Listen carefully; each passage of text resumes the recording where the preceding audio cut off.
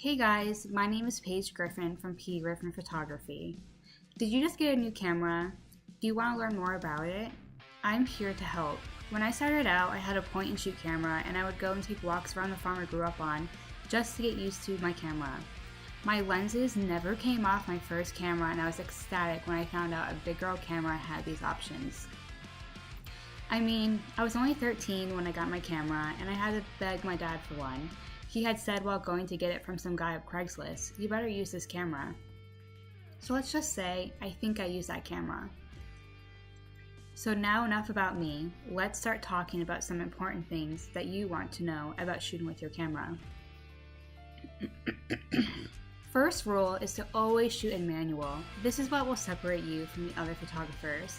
When shooting in manual, you will have more control in your lighting and depth of field in your image. Now, this is one that will take a lot of getting used to, but knowing the f-stop, shutter speed, and the ISO, you will get to capture an image that is your own. You are the creator. The shutter speed is the duration of time in which light is allowed through the lens. The f-stop, or known as the aperture, is how much the shutter opens to let the light in. The ISO is the speed at which the sensor reacts to light. For instance, I will always shoot animals with a shutter speed of about 500 or more, while my f-stop is around 6. Now, when you are capturing these images, you want to change your settings in your camera to capture raw files. This is also very important because when you capture images in raw format, you will have more control in the editing process. The files are going to be big, but you could almost make a billboard with one of the images that you've captured because the resolution is big enough.